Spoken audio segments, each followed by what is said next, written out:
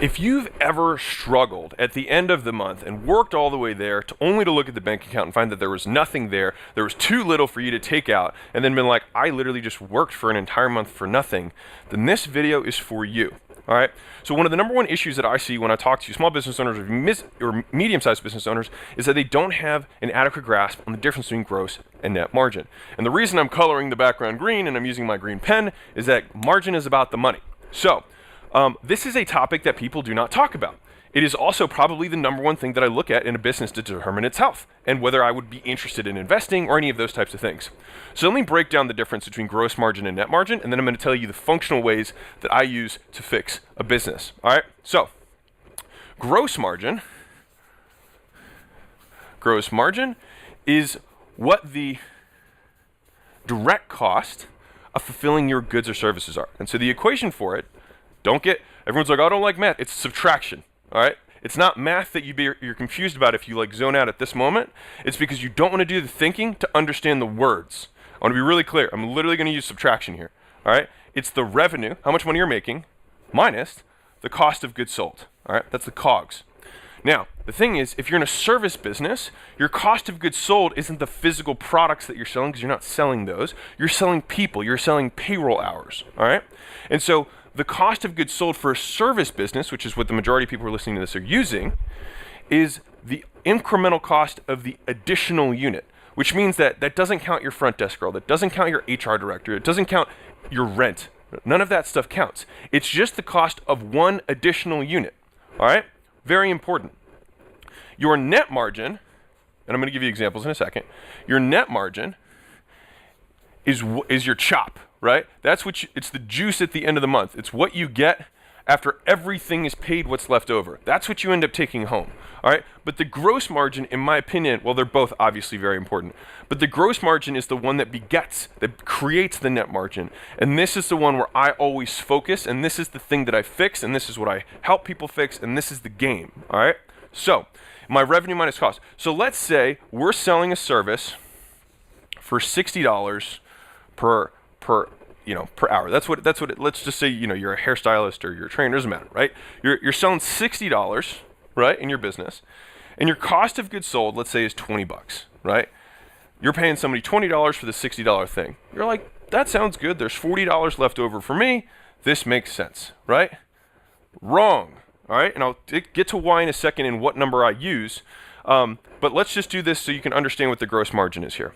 So the gross margin on this, and that's assuming we're not using any product to like work on this if you were like a hairstylist, for example. But let's just say simply here, $60 is what you're charging, $20 is what it costs, and $40 is left over, right? Now, what you do to figure out your margins, you take that $40, right, what's left over, divided by the $60 of revenue, which is what you got gross, and what that does is it gets 66%. That's the gross margin. You'll be like, oh, that sounds reasonable. That's not that much, that's not that bad.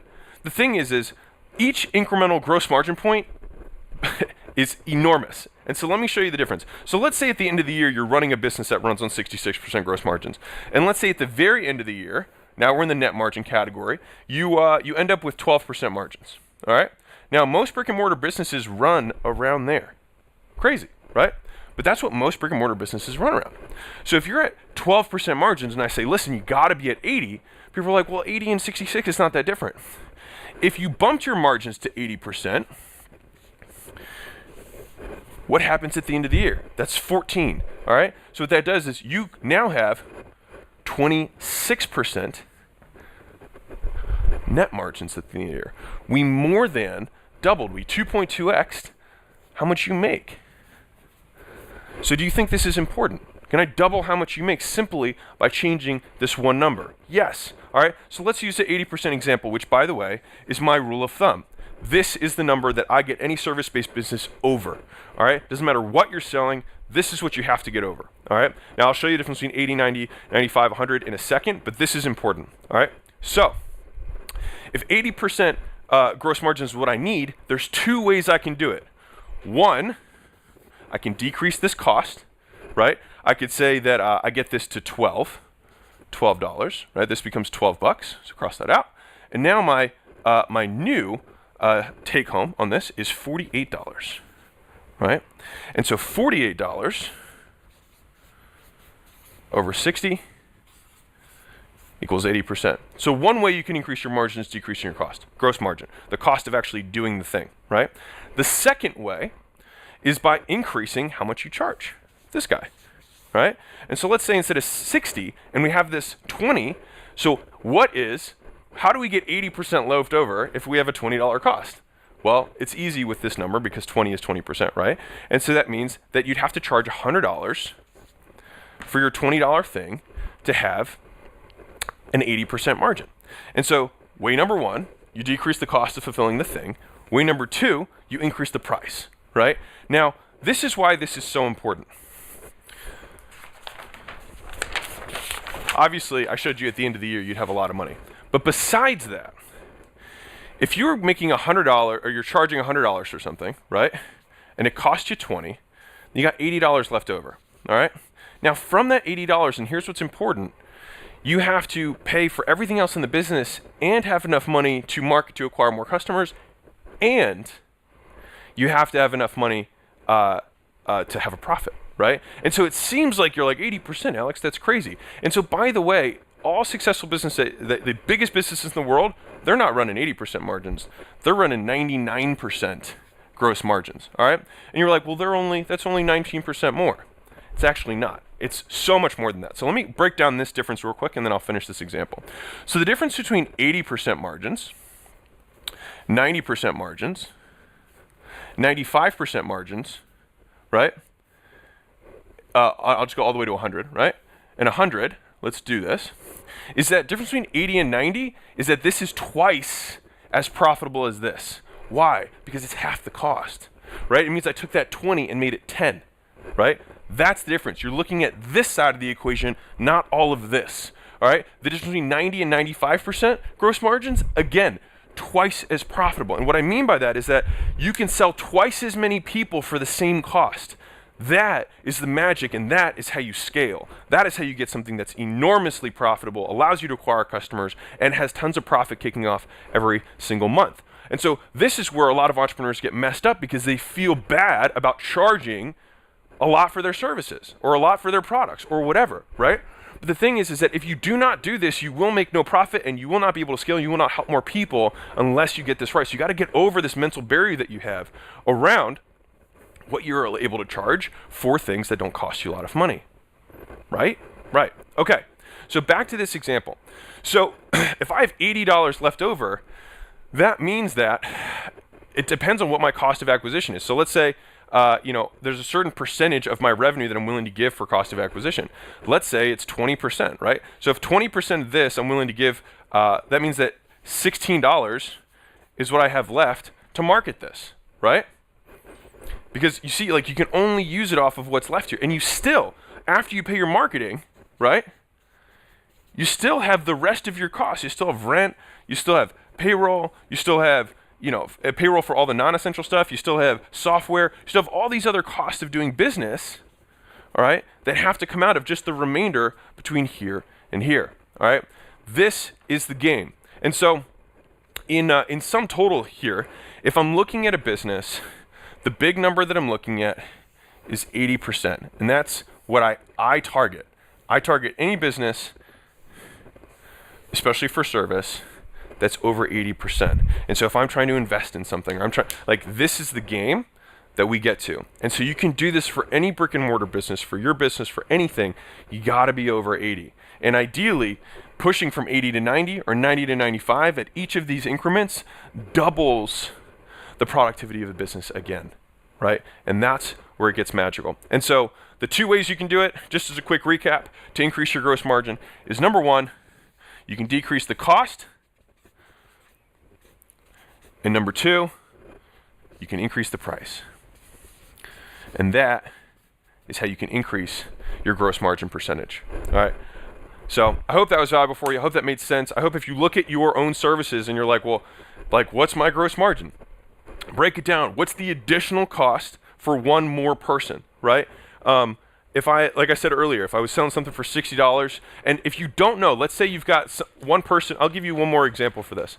Let's say you've got the type of business where one person fulfills for many people, because you're like, I don't know what my cost would be.